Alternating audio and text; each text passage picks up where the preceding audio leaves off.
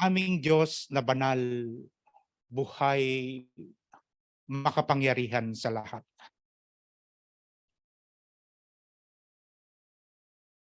Nagpapasalamat po kami ng buong puso, Ama.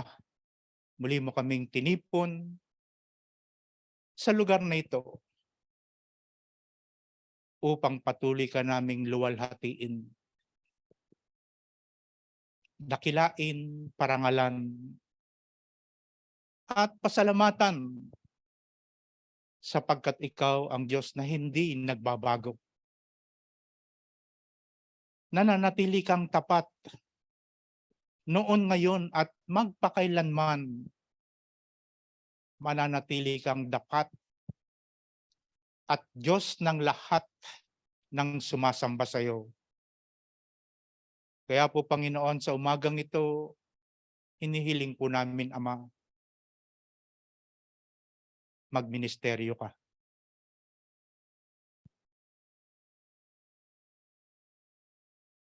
Mangusap ka, Panginoon, sa puso, sa isipan ng bawat isa sa amin. Ano man ang aming mga dinaranas sa buhay, kirot, hapdi, karamdaman, problema, o mga pagsubok sa aming buhay, malaya ka po, Panginoon. Mangusap ka sa iba't ibang kaparaanan mo, dakilang Diyos. O aming Diyos na buhay, pararangalan ka namin muli sa aming kalagitnaan sa pagtitipong ito. At ikaw lang, Panginoon, ang dapat maparangalan sa buhay ng bawat Kristiyano. Muli ka namin luluwalhatiin, Ama. Salamat po. Ginawi mo kami sa lugar nito upang muli namin malaman kung ano ang nais mong mensahe na ipaabot sa iglesyang ito. Salamat po. Ito po ang amin nagkakaisang panalangin sa pangalan ng Ama, ng Anak, Espiritu Santo, sa pangalan ni Jesus. Amen and amen. Sige po, palakpakan natin ang ating Diyos, no? Yung pinakamainam na palakpak para sa Kanya. Hallelujah. Kamusta na po kayo, mga kapatid? Opo, dahil sabag ng Diyos, tayo po ay nandito pa. At yung nandoon po sa inyong mga tahanan, kamusta po at magandang umaga sa inyong lahat. Tayo po ay maghanda-handa na doon sa inyong pong mga pwesto, sa inyong kinalalagyan sa inyong tahanan. Saan kayo komportable? Kung kayo po ay nasa kama, nasa upuan, nasa kainan po na ninyo po sa umagang ito, sa dining table nyo po.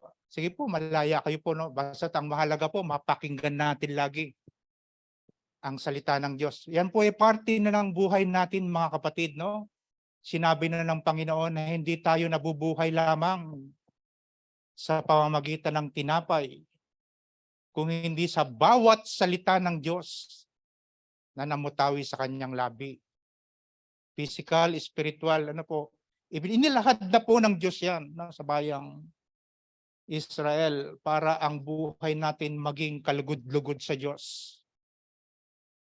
Nabubuksan yung ating mga payak na kaisipan, talaga naman pong katotohanan yan. Nakapos ang kaalaman natin, patungkol sa salita ng Diyos. Ba't binigyan niya po tayo ng patnubay? Walang iba kundi ang salita ng Diyos. Ang banal na Espiritu ng Diyos na magiging kaliwanagan sa ating pagtahak sa mundong ito. Amen po ba, mga kapatid? Hallelujah. Salamat po, ha? Yan po. Makikita niyo po, ang pag-ibig po ng Diyos ay hindi po magbabago. Pwede pa siguro kung ang pag-ibig ng tao may pagbabago. Aminado po ba kayo doon? Lalo na kapag tayo dumadanas ng matinding mga pagsubok sa buhay, maaari pong mabago. Pero ang Diyos po nilahad na po ng Diyos, no? Lalo-lalo na sa iglesia. Inilahad ng Diyos ang iba't ibang mga kaloob niya para ang iglesyang ito po ay mabuo sang-ayon sa kanyang pundasyon. Hindi pundasyon ng tao. Hindi pundasyon ng salapi, pilak o ginto. Kung hindi pundasyon ng salita ng Diyos. Upang tayo na mga bahagi ng katawan ni Kristo ang iglesia, ang mga mananampalataya, ay manatiling matatag. Amen po ba mga kapatid?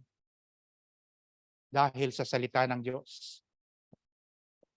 Pag-ibig ang dakila sa lahat. Wala na pong iba pang dadakilain tayo kung hindi ang pag-ibig ng Diyos. Mga minamahal kong kapatid,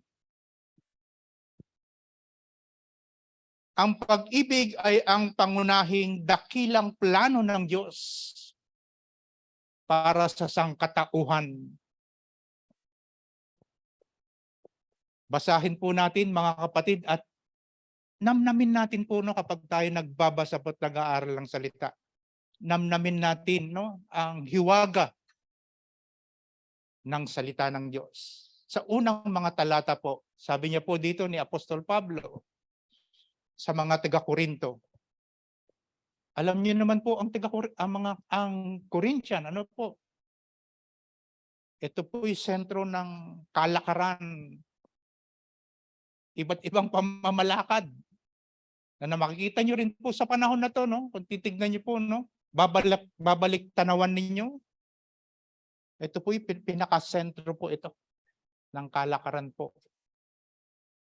At makikita niyo rin po ang nakapaligid doon, no? Iba't ibang ikinasisiya ng laman ng tao. Na po, pasugalan, inuman, nakapaligid po yan, no? Meron din po mga church, ang dami pong mga church. Pag binabalik tanawan mo siya sa istorya nito, kaya sinabi ni Apostol Pablo, nang siya po'y mangaral, sabi niya, sa mga church po, sa lugar na yon, makapagsalita man ako sa mga wika ng mga tao at ng mga anghel, kung wala naman akong pag-ibig, para lamang akong kampanang umaalingaw-ngaw o pompyang na maingay. Gumagamit po si Apostol Pablo ng mga bagay para lubos po na ang mensahe po ay maging maliwanag sa mga tagapakinig. Ano po yung ginamit niya dyan?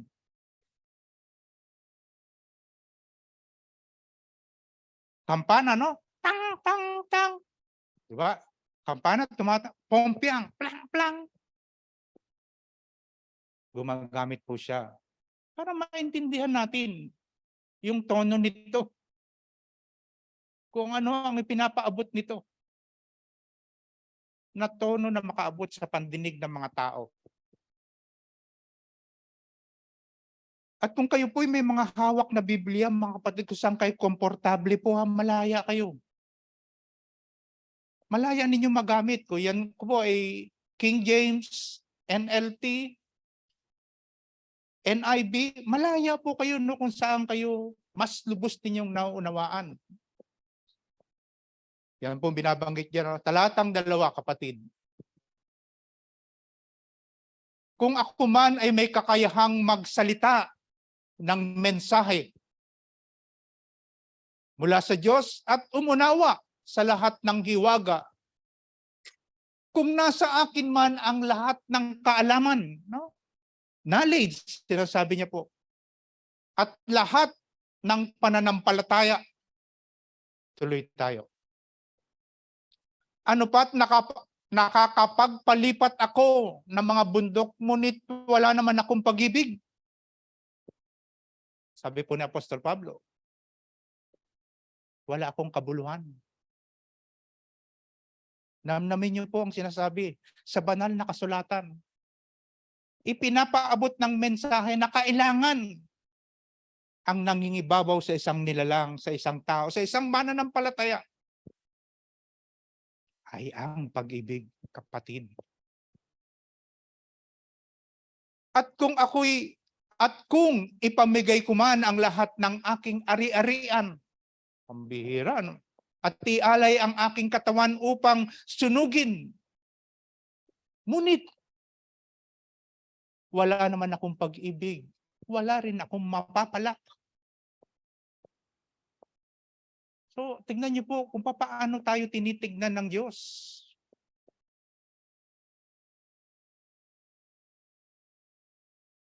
Titignan niyo po yung mensahe kung ano po yung mga nakapaloob na ipinagkaloob ng Diyos, mga kaloob na ipinamahagi niya sa iglesia. Mga kapatid, kung tayo pinagkalooban na nagbibigay ng ating ari-arian, ibinibigay natin ng buong puso ang ating buhay. Pero kung wala daw pag-ibig, wala tayong mapapala. Verse 4, ang pag-ibig, tignan niyo po, no? Kung ano nakapaloob po dyan, no? Mamaya po, no? Paitulit niyo po, tatawag ako ng ilan po sa mga kapatiran dito sa harapan po, no? Bilang isang halimbawa. Sabi niya sa verse 4, ang pag-ibig ay matyaga. Hindi yun pagka dumanas na tayo ng problema todo-todo. Pagsubok sa buhay, ayoko na.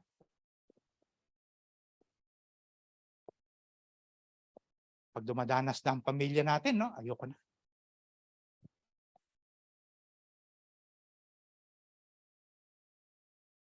Sabi niya, ang pag-ibig ay matyaga at magandang loob. Hindi maiinggitin, hindi mayabang, ni mapagmataas man. Tinuruan tayo ng Diyos. Even ang bayang Israel, tinuruan ng Panginoong Yahweh na magpakumbaba.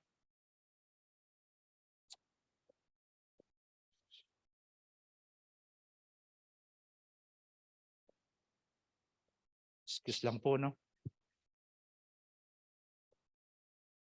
Anak, pakikuha nga akong tubig. Kalahating baso lang, no? Excuse lang po. Sensya na po sa inyong mga tahanan. Verse 5, hindi magaspang ang pag-uugali, hindi makasarili, hindi magagalitin o mapagtanim ng sama ng loob sa kanyang kapwa. Ay, ang hirap. Kuha mo akong baso. Sige na. Thank you. Yan po, no? Verse 5. Tignan po natin na, tignan niyo po ang batas ng Diyos. Pag ninanamnam niyo po yan, batas yan ng Diyos na inilahad ni Apostol Pablo para sa iglesia, sa lahat ng mga mananampalataya. Batas, kautusan at tuntunin ng Diyos na inilahad ni Apostol Pablo. Iniwan na po natin yung chapter 12, di ba? Tumatakbo na tayo sa chapter 13, no? Hanggang sa loobin ng Diyos po, marating natin yung chapter 14 and 15 po, ano? Kung ano po nakapaloob dito, no? Sa mensaheng ito. At ito pinaparanas, ha? Nakikita po natin ang galaw ng Diyos. Pinaparanas sa atin ito. Ipinaparanas, pinapadama ng Diyos. Talaga po siya lamang, no? Siya lamang ang karapat-dapat na magpakain sa atin. Andun sa labas. May walang baso doon? O sige, hawakan mo. Andali lang.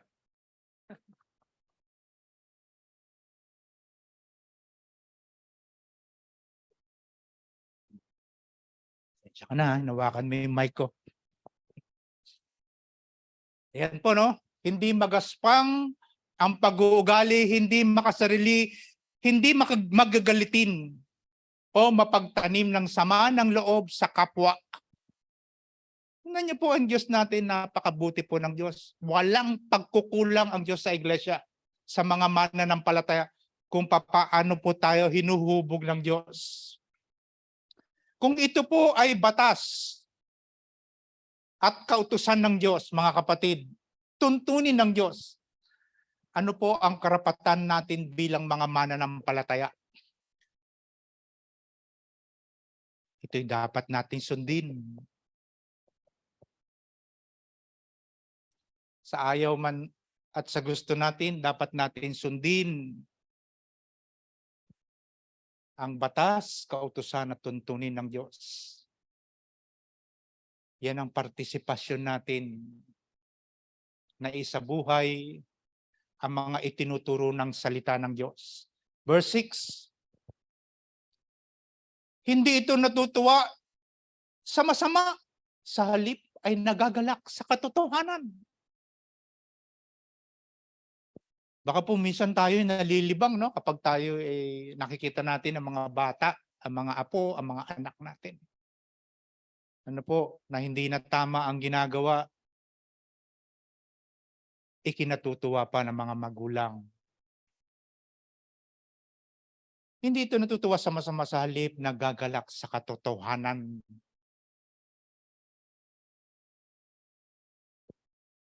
Hallelujah. 7.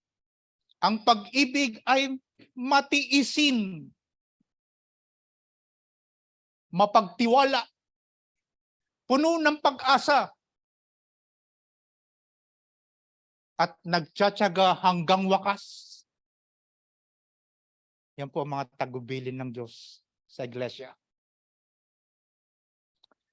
Talatang 8. Matatapos ang kakayahang magsalita ng mensahe mula sa Diyos, titigil rin ang kakayahang magsalita sa iba't ibang mga wika at lilipas ang kaalaman.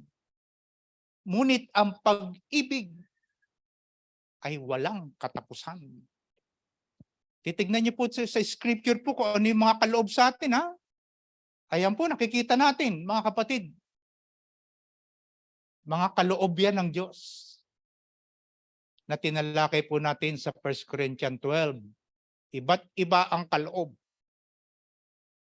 Titigil lahat yan po. Yung pagsasalita natin dito, sa inyo, sa harapan, sa mensahe ng Diyos, titigil po yan. Ngunit tandaan natin ang pag-ibig ng Diyos ay walang katapusan. Hallelujah. Verse 9. Hindi pa ganap ang ating kaalaman at hindi rin ganap ang kakayahan nating magsalita ng mensahe mula sa Diyos. Tuloy. Ngunit pagdating ng ganap, maglalaho na ang di ganap. Imagine niyo po yung sinasabi, ha? Gamitan po natin ng common sense. Ngayon, hindi pa masyadong maliwanag pag tinitignan nyo ang salita ng Diyos. Pero darating ang ganap na makikita natin, ha? Ang Diyos. 11. Nung ako'y bata pa, ako'y nagsasalita. Tingnan niyo po yung illustration, halimbawa ni Apostol Pablo. Bata. Nung ako'y bata pa, ako'y nagsasalita, nag-iisip, at nangangatwiran tulad ng bata. Ngayon, ako'y mayroong ng sapat na gulang. Iniwanan ko na ang asal bata. Sapat na eh. Sapat na ang gulang mo, sapat na ang kaalaman mo tungkol sa Diyos. Iwan mo na yung iyong pagkabata. Para maintindihan po natin yung mensahe. Ano po? Susunod, kapatid. Sa kasalukuyan, ang ating nakikita ay tila malabong larawan sa salamin. Subalit darating ang araw na ang lahat ay makikita natin ng harapan. Oh, salamat na. Sunod po. Bahagya lamang ang nalalaman ko ngayon, ngunit darating ang araw na malulubos ang kaalamang ito tulad ng lubos na pagkakilala niya sa akin. Huling talata po. Samantala, nananatili ang tatlong ito. Una, ang pananampalataya kaloob po ng Diyos yan. Pangalawa, pag-asa kaloob ng Diyos. At pag-ibig, yan po'y kaloob ng Diyos. Ngunit, ang pinakadakila sa mga ito ay ang pag-ibig. Purihin po ang pagkabasa ng banal na kasulatan sa aklat po ng unang Korinto, Kabanata 13. Okay, ang pag-ibig ay isa sa pangunahin dakilang plano ng Diyos sa iglesia. Pagmasdan niyo po kung paano po nagme-ministeryo ang Diyos. Kung paano siya nangangaral. Pangunahin po yan sa dakilang plano ng Diyos ay ang pag-ibig. Pag-ibig ang mahalagang kaloob ng Diyos sa atin. Ang sarap naman siguro po, ano? Pag tayo po'y pinagkalooban ng talagang tunay na pag-ibig. Hindi pag-ibig po ng tao, kundi pag-ibig ng Diyos. Yan po isa sa pangunahin na gustong maibigay ng Diyos sa mga sumasamba sa Kanya. Sumasampalataya sa Kanya.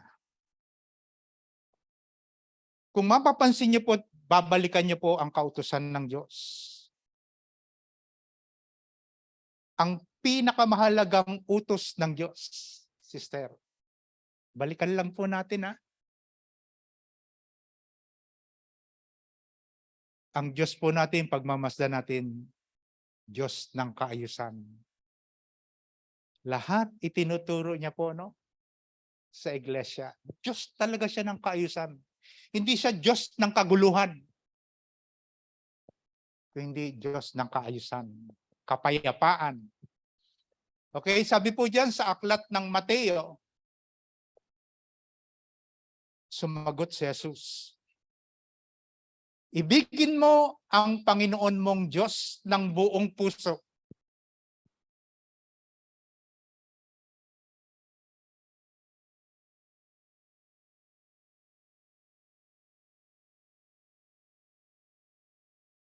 Buong kaluluwa. Meron tayong nakaligtaan. Buong kaluluwa mo. Personal. Hindi siya gumamit ng atin. Buong kaluluwa natin. Kundi personal. Ikaw at ang Diyos. Buong kaluluwa mo. Brother Iman, di ba? Ulitin natin mga kapatid, ha? Personal yan. Akalain mong ating Diyos. Napakamahabagin. Gusto niya personal. Ang gawin mong pagmamahal sa akin. Sabi niyan, sumagot si Jesus, ibigin mo ang Panginoon mong Diyos ng buong puso mo. Hindi puso natin. Gusto niya ikaw, ako. Ako at ang Diyos. Ikaw, kapatid at ang Diyos. Personal yang binabanggit niya dyan. Buo mong puso. Buo mong kaluluwa. Ha? Tingnan niyo po. Buong kaluluwa mo. Di po ba, Kuya Bong? Personal. Amen po ba, mga kapatid? Para suriin natin, no, kung ano yung pinapaabot ng mensahe ng Diyos. Buong pag-iisip mo. Personal na pakikipagrelasyon natin sa Diyos. Mga minamahal kong kapatid. Yun ang nais ng Diyos. Kasi alam niya po na kung ano nakapaloob sa loob ng iglesia, meron po talagang hindi susunod. Hindi lahat ay sumunod. Pero napakatyaga po ng Diyos, ha? Pag tinitingnan niyo po, patuloy siya nagpapakain sa tao. Binubusog niya ang tao, kinakalinga niya. ang lahat ng mananampalataya. Talaga po siya nangungusap. Okay, tuloy lang po tayo mga kapatid. Ha? Ito ang pinakamahalagang utos. Sabi niya po in verse 39, ito naman ang pangalawa. Ibigin mo ang iyong kapwa gaya ng pag-ibig mo sa iyong sarili. Kung pinakamamahal mo raw ang iyong sarili, kinakalinga mo yan, hindi mo pinababayaan. Ganon din ang turing mo sa iyong kapwa. Ganon ang turing mo sa iyong kapwa.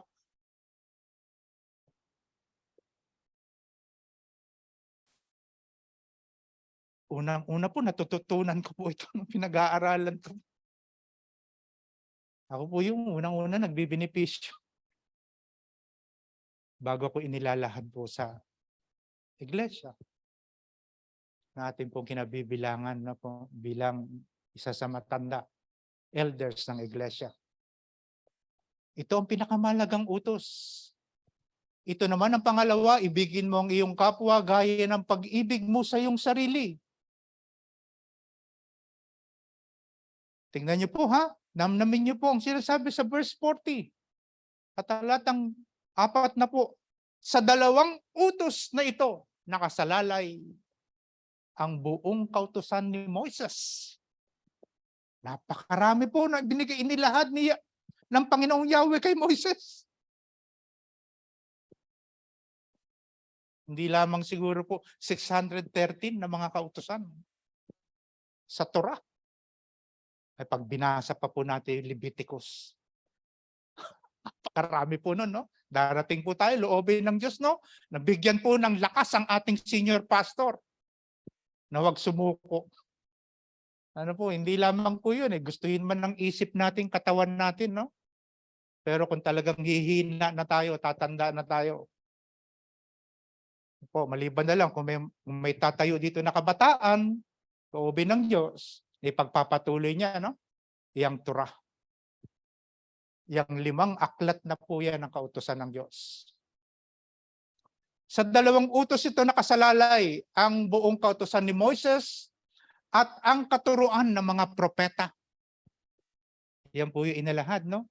Mga kapatid, propeta, yan po'y kaloob ng Diyos sa mga taong yan. Sila po'y tumugon lamang sa tawag ng Diyos. Amen. Susunod.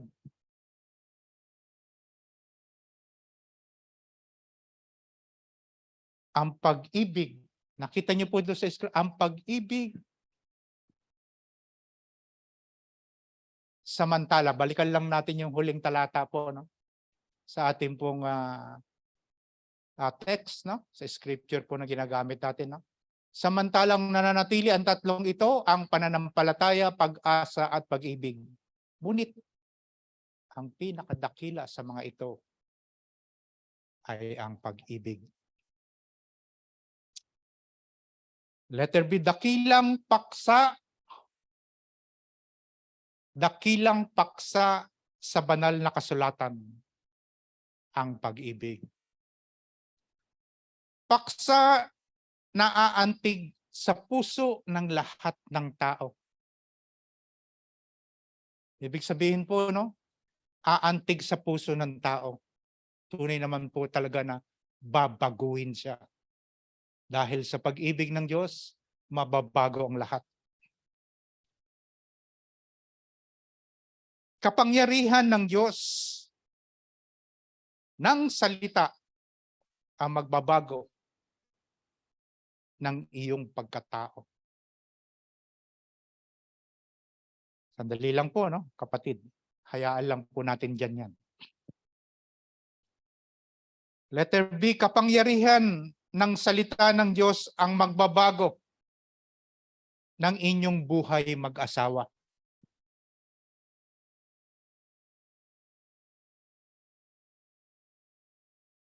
Kapangyarihan ng salita ng Diyos ang magbabago ng iyong iglesia.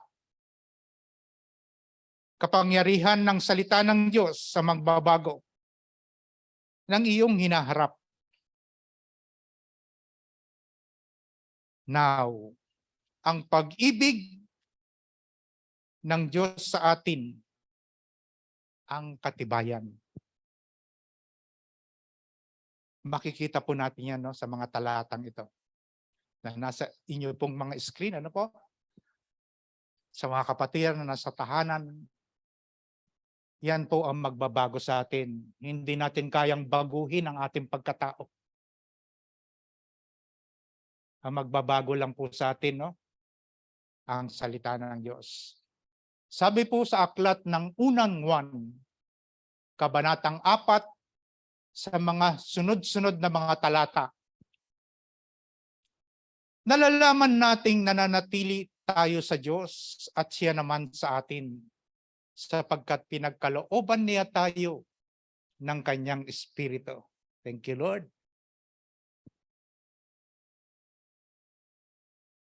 Nakita namin at pinatotohanang isinugo ng Ama ang kanyang anak upang iligtas ang sanlibutan. Tingnan niyo po, no? Hindi lang nagsalita po. Sa salita ang Diyos. Isinugo niya pa ang kanyang kaisa-isang anak para makita, maisalarawan, no, ng maraming Kristiyano sa panahon noon at maging sa panahon ngayon. Nakita namin, pinatotohanan po ito ni John, ha? Bago niya po isinulat ito. Nag-testify po siya. Nakita namin at pinatotohanang isinugo ng Ama ang kanyang anak upang iligtas ang sanlibutan.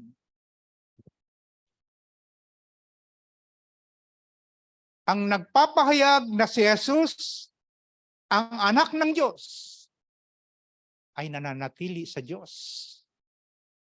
At ang Diyos na may nananatili sa Kanya. Susunod. Nalalaman nating tayo'y iniibig ng Diyos. At lubos tayong nananalig sa katotohanan ito.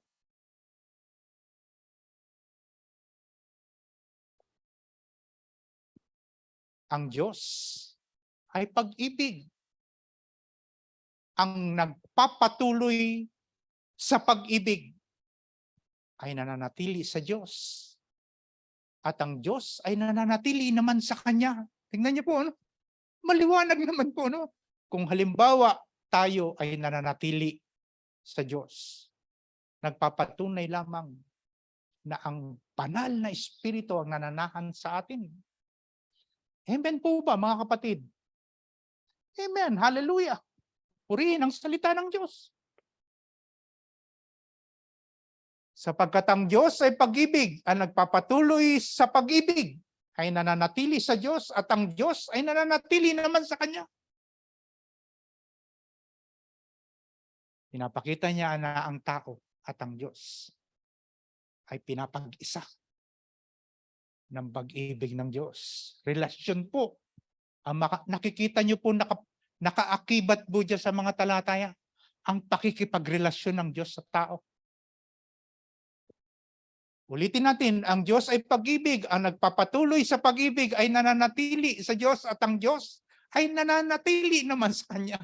Hallelujah. Susunod. Titignan po natin, ha, kung ano po nakaakibat dyan. Yan po ay katibayan. No? Meron po tayong evidence na pinangahawakan, mga kapatid. 1 John 4:19. Tayo umiibig sapagkat ang Diyos, mga kapatid, sapagkat ang Diyos ang unang umibig sa atin. Hindi tayo po, ha. Sa totoo lang po, wala ni isa ang naghanap sa Diyos. Wala po, sinabi yan sa Bible. Wala na isa ang karapat-dapat. Walang naghanap sa Diyos. Ngunit ang Diyos ang naghanap sa atin, mga kapatid. Tayo umiibig sapagkat ang Diyos ang unang umibig sa atin. Tingnan niyo po, ang scripture, ang salita ng Diyos. Inilagay muna ng Diyos ang pag-ibig sa atin. Tapos tingnan niyo po, balikan mo yung sister. Tayo'y umibig. Tingnan niyo po, tignan natin yung sarili natin, ilagay natin sa sinasabi ng salita na, tayo'y umiibig sapagkat ang Diyos ang unang umibig sa atin. Inilagay ng Diyos ang pag-ibig sa atin, mga kapatid. So, anong dapat natin gawin? Ano po ang kautusan at tuntunin ng Diyos? Ibigin natin ang ating kapwa. Amen po ba? Okay? Tuloy lang po, no? 1 John chapter 4, no? Tingnan po natin ang binabanggit po ng salita ng Diyos. Mga minamahal, mag-ibigan tayo. Tingnan niyo po, bunga na po yan, ha? Papansinin po natin, ha? Bunga na po yan ng inilagay ng Diyos sa pag-ibig sa ating mga mananampalataya. Mga minamahal, mag-ibigan tayo. Instruction ng Diyos, kautusan ng Diyos, ha? Tingnan niyo po. Namnamin niyo po ang salita ng Diyos. Batas po yan na inilahad ni Apostol Pablo sa iglesia.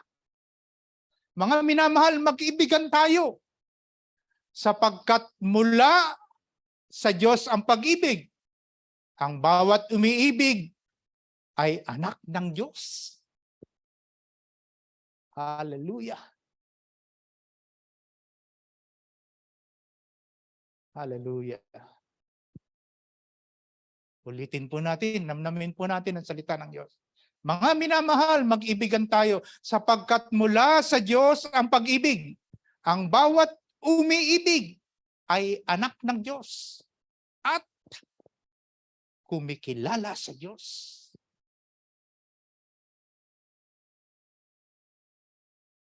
Kinikilala niya ang Diyos.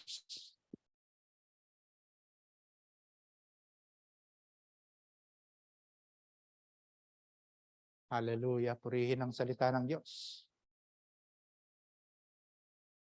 Tuloy po tayo, mga kapatid.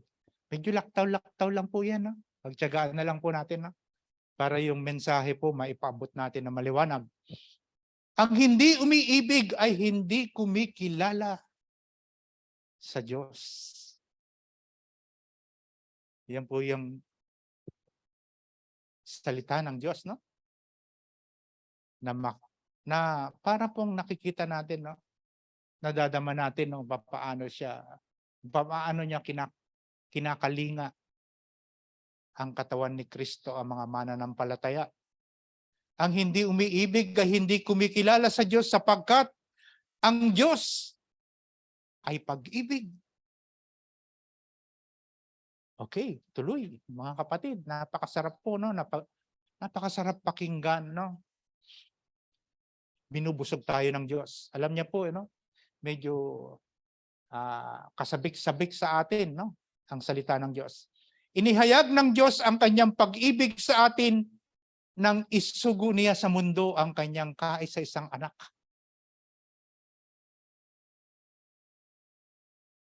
Upang magkaroon tayo ng buhay sa pamamagitan niya. Gusto ng Diyos na maging maliwanag sa atin, no? Ayaw niya na sa pamamagitan lamang ng salita, kung hindi gumagawa siya ng mga katotohanan na tunay naman na isinugo at nagkatawang tao ang Panginoong Hesukristo. Binabanggit po dyan ng Apostol John, ano po? Anak, upang magkaroon tayo ng buhay sa pamamagitan niya. Nagiging maliwanag po. Okay, susunod na mga talata. Doon pa rin po tayo, no? 11 and 12. Mga minamahal, kung ganoon kadakila ang pag-ibig ng Diyos sa atin, ano ang dapat natin gawin? Ano ang dapat natin gawin? Sabi niya, mga minamahal, kung ganoon kadakila ang pag-ibig ng Diyos sa atin, ano ang kautusan ng Diyos? Dapat din tayong magmahalan. Amen po ba, mga kapatid? Maliwanag po yan. Yan po ay mga tuntunin, kautusan ng Diyos. sa ating lahat. Verse 12. Kailan may wala pang taong nakakita sa Diyos. Yan na po, no? Maliwanag na maliwanag po. Hindi natin nakita ang Diyos.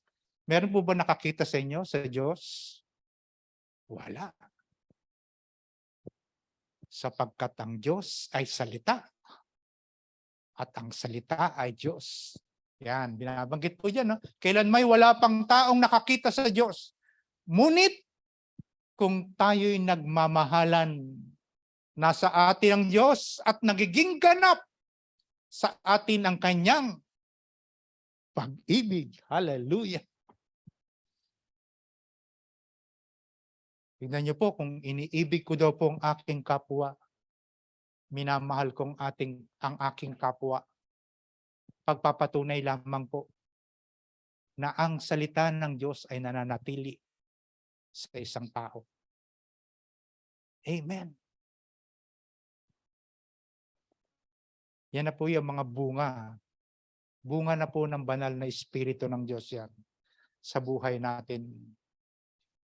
Talatang 17, 18, medyo hiwa-hiwalay po para magdire-diretso po yung flow ng pinapaabot niya po na mensahe po. Ang pag-ibig ay nagiging ganap sa atin, kaya't panatag ang ating kalooban para sa araw ng paghuhukom. Anytime po na dumating ang Panginoon o sadyang kunin na tayo ng Panginoon, nakahanda tayo. Ang pag-ibig ay nagiging ganap sa atin, kaya't panatag ang ating kalooban para sa araw ng paghukom sapagkat tayo'y tulad ni Kristo. Kahit nasa daigdig pang ito, tayo po yung binabanggit. Nasa daigdig pa po tayo. Nasa sanlibutan pa tayo sa panahong ito. Ulitin natin mga kapatid. Ang pag-ibig ay nagiging ganap sa atin kaya't panatag ang ating kalooban para sa araw ng paghuhukom.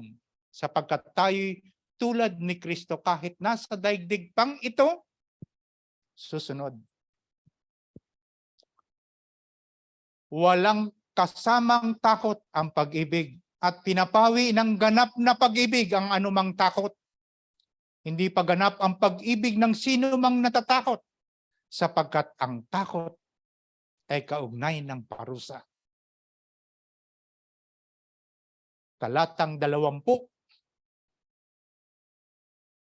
21. Ang nagsasabing iniibig ko ang Diyos. Yan po, no? Tignan niyo po, no? Sabi, kautusan po ng Diyos yan.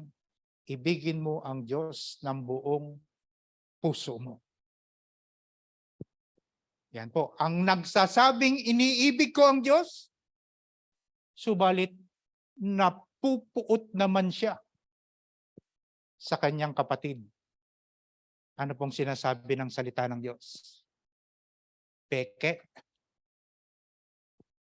Fake. Fake yung sinasabi mong mahal mo ang kapwa mo.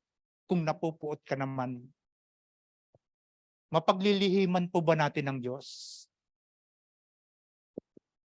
Hindi natin mapaglalalangan ang Diyos. Kahit ako po.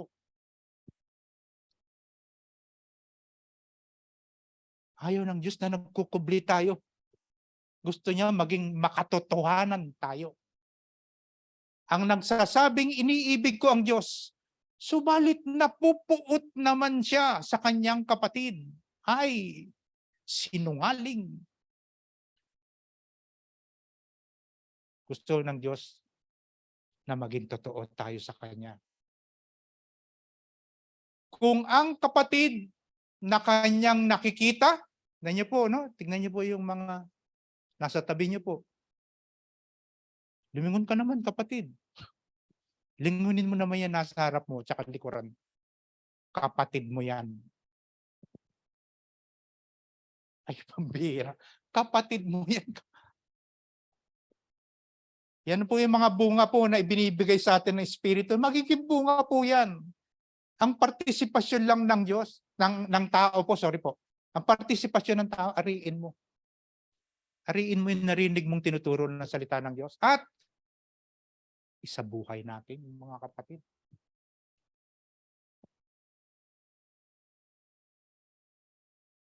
Huwag natin hayaan na lumilipas ang panahon. Ang dami natin narinig na pangaral, no? Batas, kautusan, tuntunin ng Diyos. Huwag po natin hayaan na dumadaan lang sa atin. Bagkus ito po'y ina-apply natin, niyayakap natin. At diyan po natin mapapatunayan na tayo'y binago ng Diyos. Amen. Born again Christian. Tunay na binago ng Diyos.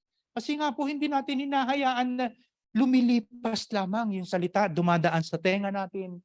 Bagkus na po, meron po siyang tinatawag na transformation. May manifestation ang salita ng Diyos sa buhay ng mga Kristiyano. Sabi niya po, kung ang kapatid na kanyang nakikita niyo po ay hindi niya magawang ibigin. Sabi po ni John, paano niya may ibig ang Diyos na hindi niya nakikita? O yan nga, kapatid mo na eh. Kapatid mo ko, kapatid eh. Nakikita mo na ako, di ba? Eh paano yung Diyos na hindi pa natin nakikita? Tingnan niyo po, magaling po yung sumusulat Makatotohanan naman po ang sinasabi niya.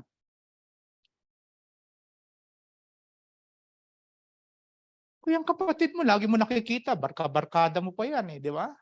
Pag may mga fellowship tayo, kasama natin sa mga mission. Nakikita mo na yan papaano pa ang Diyos na hindi niya nakikita?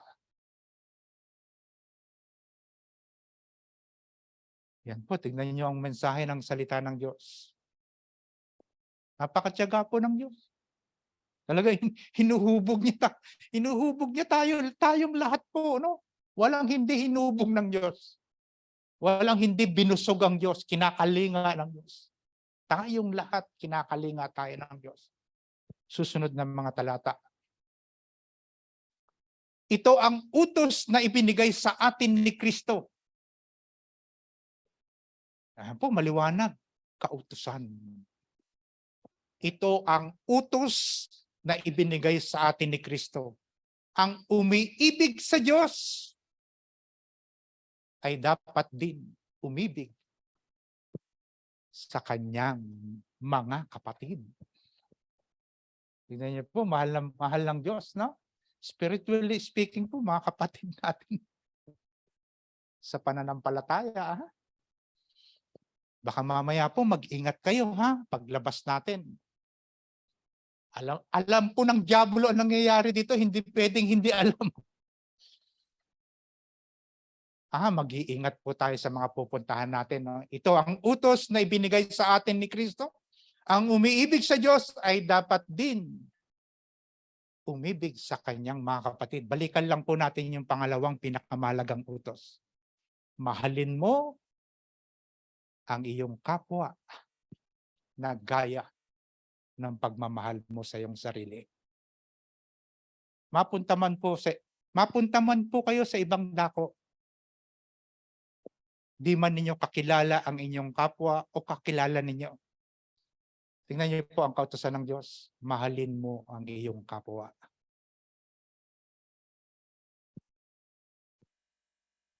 Yan lang ang sandata po na maaari niyong baunin para makaiwas kayo sa mga sigalot. Ito ang utos na ibinigay sa atin ni Kristo. Batas po ng Diyos yan. Batas, kautusan, at tuntunin ng Diyos. Ang umiibig sa Diyos ay dapat din umibig sa kanyang mga kapatid o sa kanyang kapwa-tao. Kung sino po yung mga taong nasa paligid ninyo, pag-uwi ninyo sa tahanan, ang kautusan ng Diyos sa iyo, ibigin mo siya. Amen po ba mga kapatid? Okay, tuloy po tayo, no? Meron pa po tayong mahigit sa 5 minuto. Tama po. Yan po, ano niyo po ba 'to na nababalik tanawan niyo po 'no, naalala niyo po yung binabanggit diyan 'no, ni Apostol Pablo po sa Galacia. Subalit ang bunga ng Espiritu ay pag-ibig. Remember, bunga na po yan 'no. Subalit ang bunga ng Espiritu ay pag-ibig, kagalakan, kapayapaan, pagtitiyaga, kabaitan, kabutihan, at katapatan. Tignan mo 'no, binigay na lahat ng Diyos sa atin upang magamit natin 'yan 'no, sa ating pakikipagkapatiran. Hallelujah. Subalit, yan po 'no, ulitin po, sige po, abante na tayo sister. Verse 23. Kahinahunan. Ganyan po yan, ha? Kahinahunan. Hindi pa daskol-daskol. Ano po? Huwag pa bigla-bigla. Huwag pa daskol-daskol sa pagsasalita. Kahinahunan. At self-control. Pagpipigil sa sarili. Gusto mo nang magalit, pero naalala mo yung bunga ng banal na Espiritu sa iyo. Self-control. Amen ba, Kuya Bob? Purihin ng Diyos. Ano po, napakabuti ng Diyos. Busilak po talaga no, ang puso ng Diyos. Walang batas laban sa mga ganito. Verse 26. Huwag tayong maging palalo, huwag nating galitin ang isa't isa. Pwede pala yun kahit Kristiyano tayo. Baka tayo pinagmumulan ng galit. Kaya nagagalit yung kapwa. Dahil tayo yung pinanggagalingan upang siya'y magalit. Huwag tayong maging palalo. Palalo po, no? Sabi po ni Apostol Pablo. Huwag nating galitin ang isa't isa at huwag rin tayong maiinggit sa isa't isa. Tingnan niyo po ang iglesia, kapag nagagalak ang isang kapatiran, nakikigalak lahat dapat. Kung pinagpapala ang isang kapatiran, pagpapala para sa lahat. Dapat ganun yung espiritong nananalaytay sa atin. Yan po, no? Mga bunga po yan ng banal na espiritu sa ating mananampalataya. Hallelujah. Papasok na po tayo sa katawan, no? Sa katawan ng ating preaching. At malapit na po tayo. Dito siguro tayo magtatapos, ha? Tandaan po natin, ha? At iniingganyo po namin na magpatuloy tayo sa darating pong Biyernes ng gabi. Ha? Biyernes ng gabi po sa atin online praise and worship. Ano po? Weekend worship service. Ang kahalagahan ng pag-ibig. Yan, balikan po natin, basahin ulit natin po. Yan, 3 talata. Mayroon man akong kaloob na magsalita sa iba't ibang mga wika. Kaloob po yan ng Diyos sa iglesia. Kung wala naman akong pag-ibig, wala akong kabuluhan. Yan po yung binabanggit, talatang 2. Sige na po. Mayroon man akong kaloob na kakayahang magsalita ng mensahe. Kahit preach ka ng preach.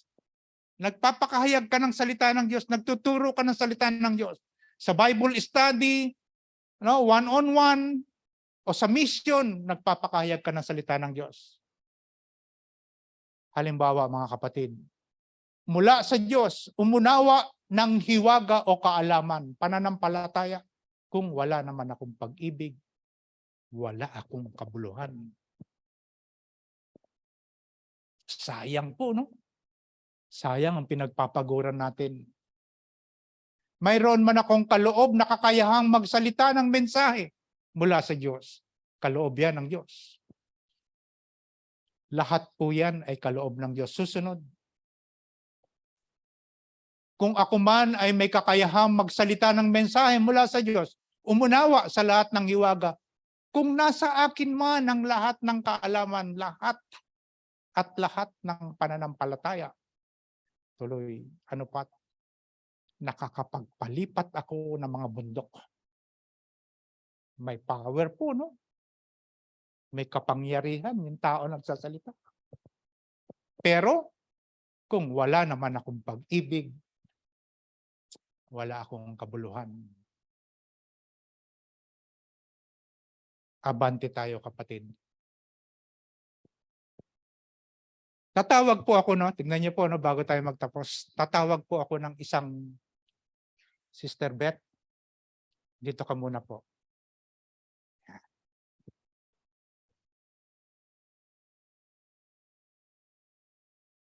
Tatawag po ako, huwag kayo mahihiya. Atilita. Yan. Tapos 2 youth. Kuya Eman, karita. Tayo ka, Kuya Eman, dito. Brother Robert.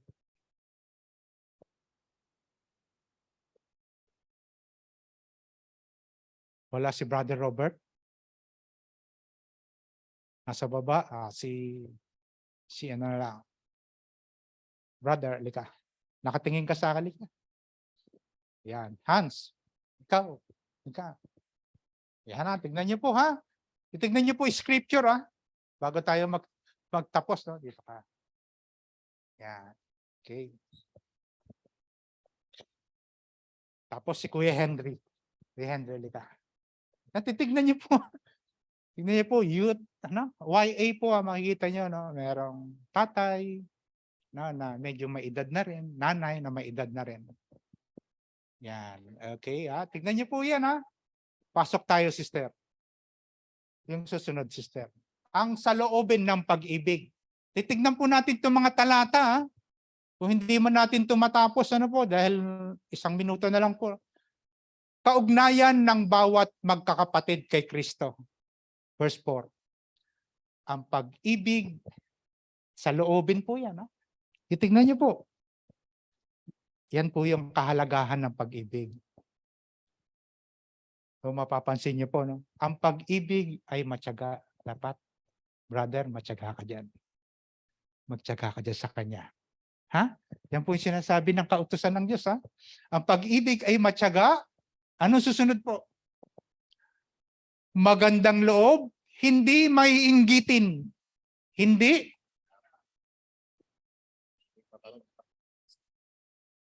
Okay, tingnan niyo po, yan po ay kaugnayan natin sa bawat mananampalataya.